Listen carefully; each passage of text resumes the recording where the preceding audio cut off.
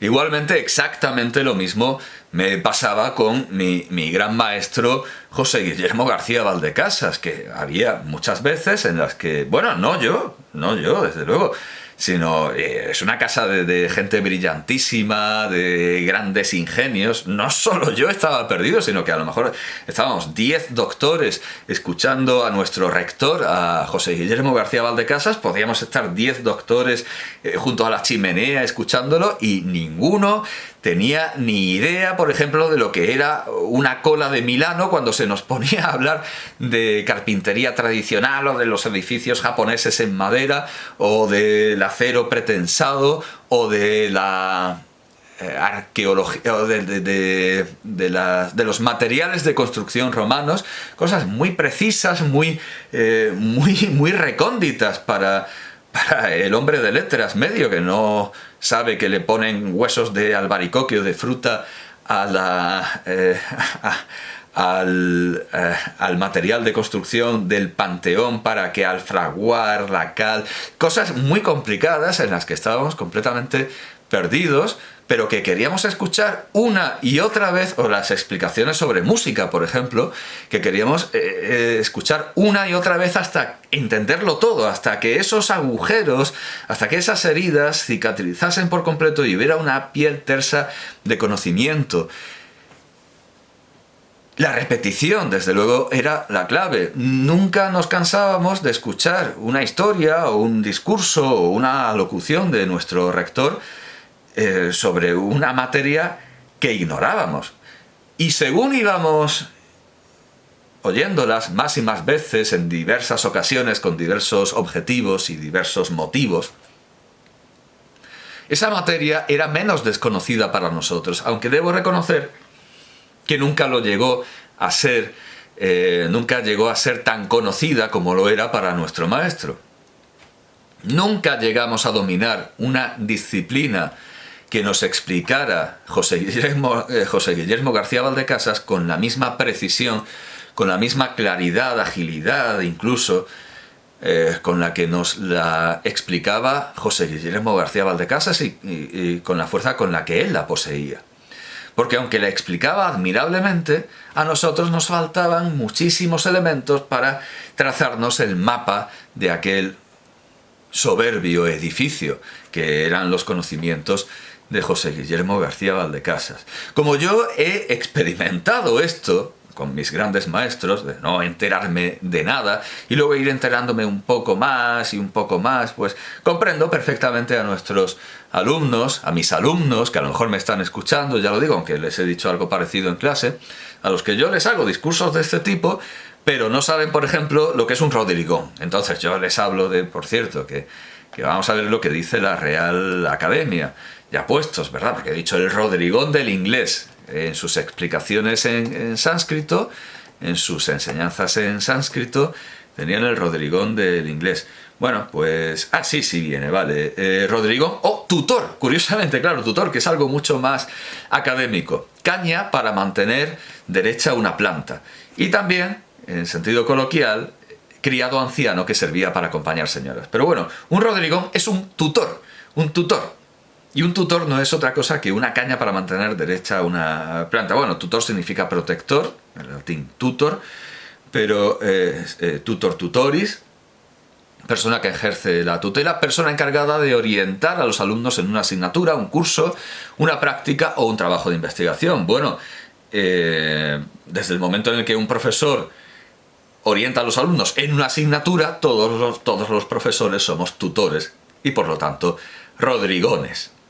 Bueno, también persona que ejerce las funciones señaladas por la legislación antigua al curador, que es una palabra que se ha puesto de moda, pero bueno, un curador es en derecho una persona designada por resolución judicial para complementar la capacidad de determinadas personas que la tienen limitada. Bueno, y también es persona que cura algo, como lienzos, pescados, carnes, etc. Curar en el sentido de curtir, curar como curtir.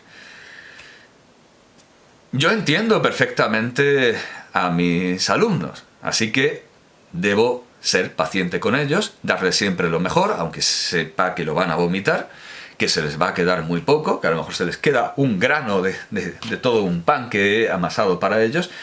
Y así es la educación, así es la educación. Yo no vi nunca a José Guillermo García Valdecasas o a Satán Andadá enfadarse porque pilláramos de la misa a la media, y yo tampoco puedo enfadarme porque mis alumnos no me entiendan.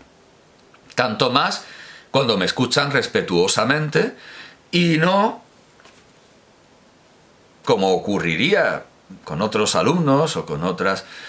Se ríen de lo que no entienden, como Castilla miserable ayer, como la Castilla de Antonio Machado, o como unas adolescentes que mataron. Vi una vez una noticia en la que se había escapado de un lugar donde no debería estar un animal en peligro de extinción, exótico, extrañísimo, y 2 adolescentes lo mataron y declararon porque nunca habíamos visto un bicho así, porque era un animal que no habían visto nunca una cosa así. Entonces, primer pensamiento, vamos a matarlo. Bueno, pues efectivamente hay muchos alumnos que cuando se les dice algo que no han visto nunca, que no entienden, pues se enfadan y se quejan y dicen, yo no he visto nunca eso, yo esto nunca lo he dado, esto no es lengua, esto no es lengua, esto no es lengua. Lo he tenido que oír hasta que he dejado de ser un sustituto o he dejado de ser alguien que estaba de prestado y saben que tengo mi plaza y que me da igual lo que piensen, que no pueden quejarse de que yo doy lo que... No, yo doy lo que tengo que dar. Y bastante avalado estoy por la administración, la inspección y todo el mundo que quiera mirar por una puerta de cristal, que graben mis clases. Que graben mis clases, ahí tendrán un ejemplo que los llenará de dicha, contento e instrucción, y podrán modelar sus clases y sus vidas con mis lecciones. Que graben mis clases. Ya no hay nada de lo que quejarse, pero antes me decían, esto no es lengua, ya, sí, ya. Bueno, a usted no le parece que es lengua, pero primero tiene usted que considerar que esta asignatura se llama lengua y literatura. Así que si no es lengua, que a lo mejor no es lengua, pues será literatura. Pero debería escuchar lo que le digo. Sabré yo mejor que usted lo que tengo que dar. Y alguien me dijo, pero esto de Quintiliano, vas a ver la lengua, yo esto no he visto nunca, yo estoy Quintiliano, no sé quién es, y yo he aprobado muchos exámenes. Y le contesté, bueno, está repitiendo cursos, si es usted tan lista, ¿por qué está aquí? ¿Qué hace aquí? ¿No? Si dice que Quintiliano no le hace falta para aprobar exámenes, ¿por qué está repitiendo curso y no la he suspendido yo? O sea, ¿qué me están contando? Hay alumnos que se enfadan ante lo desconocido y hay alumnos que no llegan a enfadarse, pero poco les falta. Vamos a ver, hace una semana yo estaba de guardia y vi que unos alumnos de dietética estaban intentando hacer pasar una botella de agua por la horquilla de un árbol. Y digo, vale, una vez, 2, ya tuve que intervenir y les dije, vamos a ver, ¿qué están haciendo? Y resulta que estaban intentando desembarcar un balón, porque se les había embarcado, es el término técnico, se les había embarcado un balón en la horquilla de ese árbol. Para cursar esta asignatura hay que tener 18 años. No estoy hablando de, aunque pudiera parecerlo, no tenían 10 años, ni eran alocados pilluelos con pantalones cortos. Bueno, pantalones cortos a lo mejor llevaba alguno, pero bueno, eran señores de 20 años que estaban jugando a la pelota, jugando al balón en el patio entre clase y clase, y se les había quedado la pelota en un árbol. Y estaban intentando solucionarlo con algo más catastrófico aún, que era que se quedara también una botella de plástico ahí, porque un balón al final se acaba biodegradando. Pero a lo largo de las eras, pero una botella de plástico.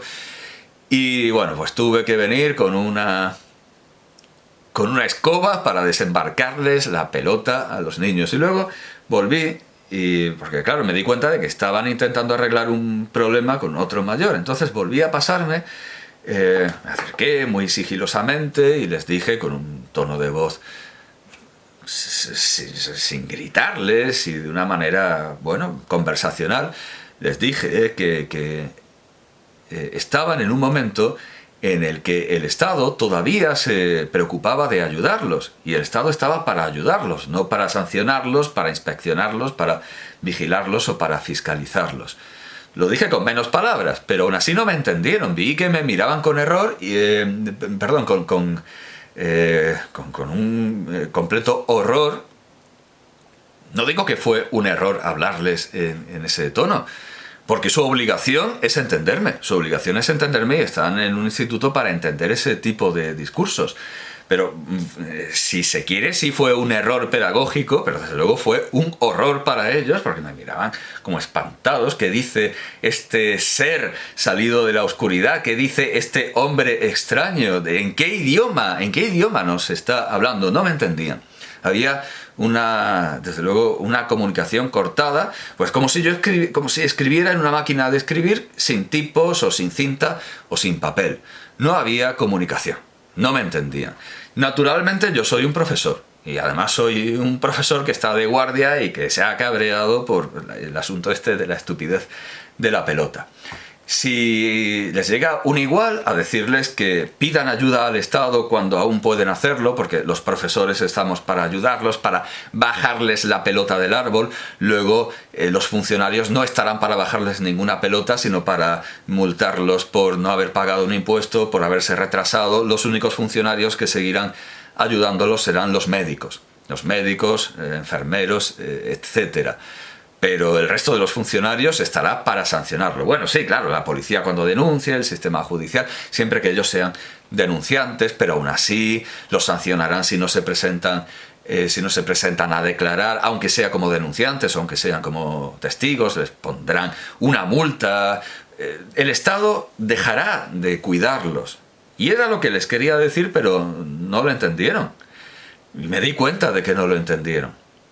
Y me di cuenta también de que si hubiera sido un igual o alguien que tomaran por inferior, se habrían reído o lo habrían considerado como una estupidez que nos dice es un animal que no hemos visto nunca.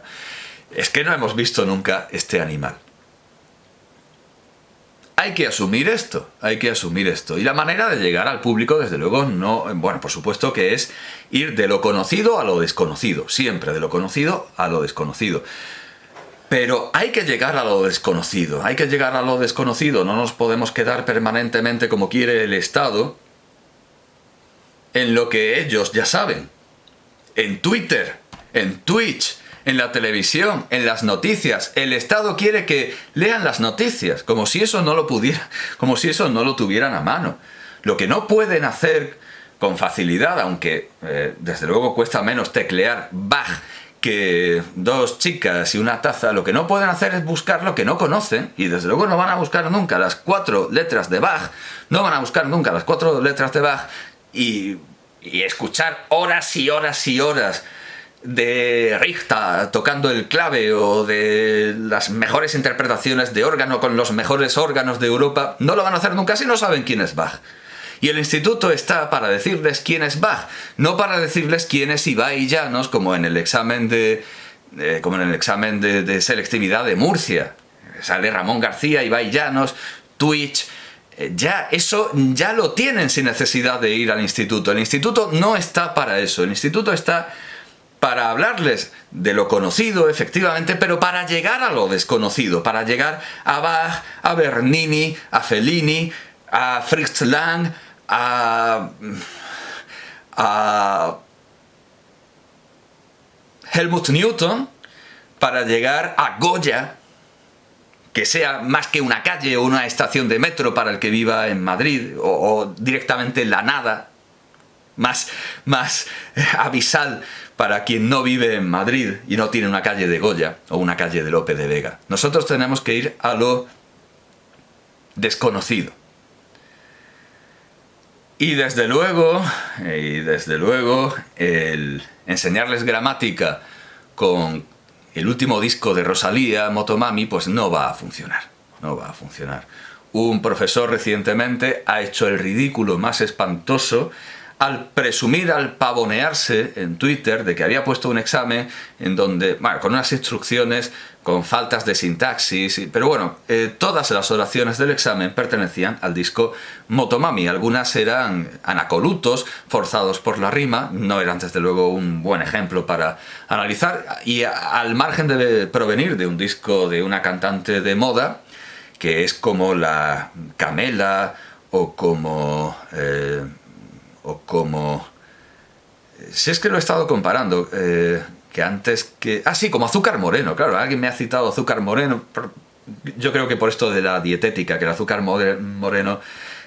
alguien me decía, cuando se habían ido los de dietética, lo habrían explicado mejor que yo, pero bueno, le he explicado a un compañero que cuando se dice que el azúcar moreno o de caña es más sano que el refinado de remolacha, es ante todo porque contiene menos azúcar, porque el que sea moreno se debe a las impurezas. Todo eso venía a propósito de unas patatas de un pueblo cercano que se enorgullecen de ser muy típicas y muy castizas, pero tienen sal del Himalaya, tienen sal rosa del Himalaya, que no es más que cloruro sódico con impurezas que lo hacen parecer rosa. Bueno, parecer, claro, porque el color no es una propiedad de los objetos. Bien, Motomami. Sí, Motomami. Todo el examen dependía de Motomami. Y que las frases sean populares no quiere decir que sean fáciles ni adecuadas. Yo lo he hecho también cuando he tenido una clase que no gritaba más que cómeme el donut y queremos escuchar cómeme el donut, vale, vamos a analizar las puñeteras frases de cómeme el donut. Y entonces, por cierto, he sufrido una regañina de las autoridades diciendo que tenía que buscar ejemplos más didácticos. ¡Caramba! Buscaré los ejemplos que cuadren y que puedan escuchar y entender mis alumnos, porque tengo, creo, libertad de cátedra. Ahora resulta que también me van a venir a decir que tengo que... a decirme los ejemplos que tengo que poner cuando.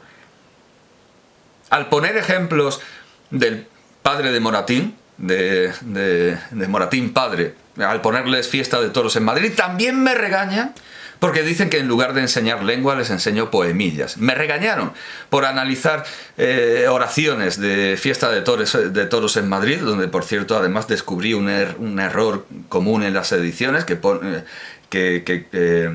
confunden un nombre propio con un nombre común. Y me regañan también cuando pongo las frases de una canción que se ha ido por el desagüe y que ahora está en el vertedero de la historia, porque así lo exigen los alumnos, o si no, no se centran. Me regañan por una cosa y por la contraria. Y desde luego me regañan por innovar, porque si uno tiene una idea, está mal. Si se la copia a César Bona, pues está bien. Y si se la copia a Finlandia, un grupo, está perfecto. Así que innovar en general para el Estado quiere decir copiar lo que han hecho otros y copiar fichas, etc. Bueno, mi director me decía, yo odio, dijo al presentarse como único candidato, yo odio el inmovilismo pedagógico. Y luego, a puerta cerrada en el despacho, me decía, no, tú tienes que hacer fichas, ¿qué es esto de las poemillas? Fichas, sí, inmovilismo pedagógico. Parece ser que con la reforma educativa todo va a quedar igual que estaba, van a llamar competencial a lo que no lo es y todo va a quedar en fichas y lecturas. Pero bueno, yo tengo la obligación de hacer lo que considero que hay que hacer. Y en lugar de tantas actividades con pelotas de colores y para acabar leyendo, yo empiezo leyendo. Mis alumnos empiezan leyendo y escuchando a Bach y viendo a Fellini y viendo el Don Giovanni de Mozart. Y puede que no lo entiendan todo. Pero al final, entienden más de lo que entenderían si no les hubiera puesto nada de esto. Y me ha llenado de orgullo y satisfacción que dos alumnos que aparentemente eran de los más descuidados, de los más olvidadizos, desinteresados, se acordaban un año después o 2 años después perfectamente de toda la historia de Sigfrido y el dragón y de cómo Sigfrido habla con los pájaros, gracias a que les proyecté los Nibelungos, Die Nibelungen de Fritz Lang. Y se acordaban del efecto del dragón, el efecto que les produjo el dragón, lo bien que se lo pasaron con el dragón, con aquella proyección.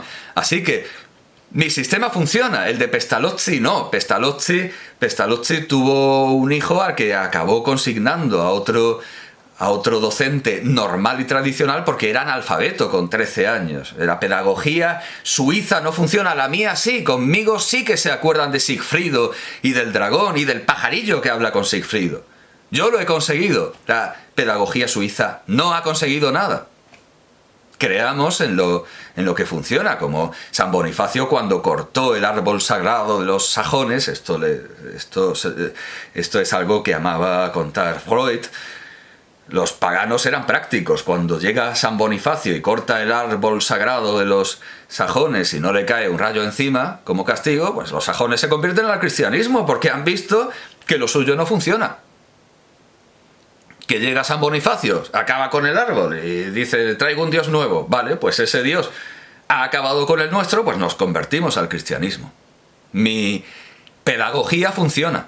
Mi pedagogía funciona, que es algo que hay que es un detalle no menor. Funciona en la medida en la que puede funcionar una pedagogía que, como hemos dicho, solo funciona por saturación. No planta uno la semillita en cada alumno y crece, no. Uno tiene que ir con una, supongo que sí, con una sembradora eléctrica. Tiene que desperdigar cantidades industriales de grano para que algún alumno se acuerde de Sigfrido hablando con un pajarillo. Pero con que un alumno se acuerde de Sigfrido hablando de un pajarillo, y se acuerde de Wagner, y se acuerde de Fritz Lang, y se acuerde del cantar anónimo de los Nibelungos, pues con eso ya he hecho muchísimo más que el que analiza oraciones de Rosalía en su clase. Porque ahí ni Fritz Lang, ni Wagner, ni la madre que los parió. Ahí solo va a salir Rosalía, que ya conocían los alumnos sin necesidad de ir al instituto. Nosotros estamos para enseñar lo desconocido y nunca hay que tener miedo de enseñar lo desconocido. Lo he visto además claramente hoy bueno, es que realmente no tengo más que motivos de orgullo. Yo sí que puedo presumir en Twitter, y no como este pobre profesor del instituto Gustavo Adolfo Becker de Triana, que al final tuvo que cerrar su cuenta, porque se hizo famoso, sí, se hizo famoso, pero no por lo que él esperaba. No obtuvo la reacción que él esperaba, que era que Rosalía le dijera muy bien, porque me he callado, claro, no he dicho hasta aquí. Tenemos una diferencia de criterio pedagógico, pero es que en las instrucciones del examen figuraba que concedería un punto extra por la cara, un punto extra en la evaluación final de primero de bachillerato al alumno que le consiguiera un retweet de Rosalía, con lo cual está usando a los alumnos como siempre se los ha usado con la pedagogía moderna, bueno, con la pedagogía moderna y antigua. Antes se los sacaba en procesiones, se les hacía desfilar con uniformes, se les hacía cantar montañas nevadas, levantar el brazo, recitar la vida de Franco, y ahora se los saca con pancartas para protestar contra la violencia de género, bien, para protestar por la guerra en Ucrania, bien, para protestar contra Putin, para criticar al oso ruso, para poner una foto de Putin con una cruz tachando su rostro. Ya nos metemos en el terreno de la propaganda y no nos diferenciamos mucho de la Rusia de Putin, porque predicamos la paz, pero luego al final resulta que predicamos ganar una guerra. Y que ganen los buenos, que son, por supuesto, los nuestros. Y para ello se manipula a los alumnos y se los hace sujetar una pancarta con textos que no han escrito ellos. Esto es un mal endémico, esto es un mal que perpetúa la educación nacional católica, perpetúa el franquismo. Ya no hay un retrato de José Antonio y otro de Franco, pero hay unos carteles y unas que bueno, están muchísimo más ideologizados que un mero retrato del fundador de la Falange. Están cargados de una ideología mucho más penetrante y mucho más agresiva, y que no tiene nada que ver con la formación, sino con la propaganda. Estábamos acostumbrados a que los profesores se aprovechen de su posición de poder y, desde luego, bueno, no hacen que les laven el coche, como en el ejército muchas veces pasaba con los reclutas de reemplazo, pero sí hacen que sostengan sus ideas con una pancarta, con un cartel, usándolos como peleles, todo lo contrario a lo que debería ser la educación crítica. De eso me he acostumbrado, desde luego, y cuando una vez mandé como ejercicio que escribieran una carta a la academia haciendo observaciones sobre palabras que entendieran que no estaban bien definidas o que faltaban, o que una alumna me dijo, nos va a hacer como todos los como todos los profesores, y nos va a obligar a escribir lo que queramos.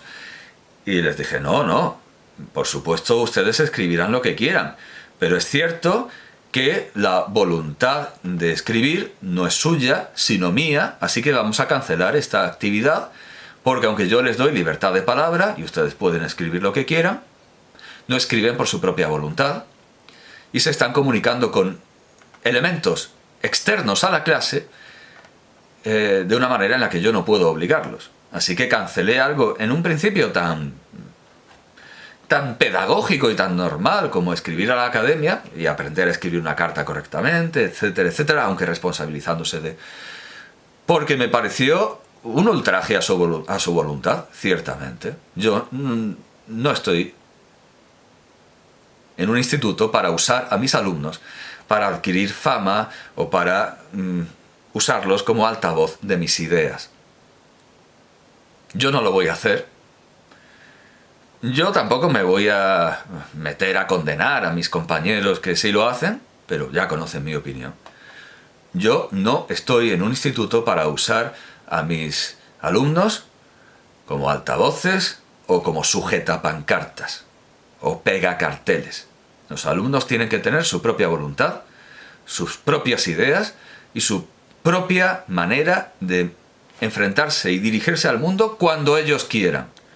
Cuando ellos quieran. Nada de grabarlos no. Si quieren privacidad, deben tenerla, y además muchos de ellos, por circunstancias múltiples, pueden acabar exigiendo privacidad. Pueden ser testigos protegidos, pueden ser espías, pueden ser muchísimas cosas. Pueden ser víctimas que no quieran que... Pueden ser incluso amenazados por terrorismo. Y no es plan de que contra su voluntad y por una exigencia pedagógica, pues sus imágenes estén por todas partes con el propósito de que el profesor se haga más famoso, que es lo que hizo César Bona. César Bona fue a un colegio de Aragón perdido, con pocos alumnos, y les hizo hacer, en lugar de dar clase, les hizo hacer una película. Con la película se presentó a premios, luego fue candidato para un premio del mejor maestro de no sé dónde, no sé dónde, no lo ganó, quedó finalista, y con eso ya sigue diciendo la prensa que es el mejor maestro de España. Vamos a ver, si me preguntan a mí, el mejor profesor de España soy yo. Luego ya veremos a quién conozco ya. Pero desde luego César Bona no lo es, porque no es profesor, no da clase. Solo viene a los institutos a decirnos lo que tenemos que hacer, pero él lleva mucho sin dar clase. No tiene ni idea de dar clase. Ha dado clase a niños perdidos, no ha dado en barrios conflictivos, no sabe lo que es dar clase y viene a enseñarnos. Es el Capitán Araña.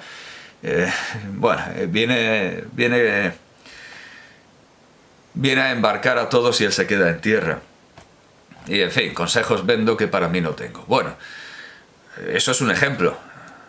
César Bona, que no da clase, y tantos otros que no se enfrentan a la docencia real y que nos dicen que lo suyo funciona cuando tenemos que creerlo por artículo de fe, bajo palabra, porque es que no se da que funcione. Lo mío, ya lo he dicho, sí funciona. Bien, pues en mi práctica yo empiezo leyendo y luego ya se recortarán figuras si hace falta. Yo no tengo miedo de enfrentar a mis alumnos a los textos, sí tengo miedo de enfrentarlos al mundo. Y yo no pondría a mis alumnos a entrar en Twitter, en Instagram, porque eso ya lo tienen sin necesidad del instituto. Y este profesor, que tuvo que cerrar su cuenta, pues proponía que sus alumnos fueran el medio, la correa de transmisión de la chispa eléctrica que hiciera estallar su fama. Quería hacerse famoso. Este profesor quería hacerse famoso gracias a sus alumnos. Quería que sus alumnos fueran por ahí predicando, haciéndose virales, para que al final Rosalía le hiciera caso y lo retuiteara, que por cierto, vaya propósito triste y miserable. El objetivo en la vida de este profesor era que Rosalía supiera que existiera. No digo que Rosalía supiera que existe, porque un hombre así me parece que no existe, que no ha llegado a cocerse del todo como hombre. Es tristísimo todavía si me dices que usas a tus alumnos para ligar, o para hacerte rico, pero para que una cantante que en 3 años nadie conocerá sepa que existes. Qué lamentable, qué triste.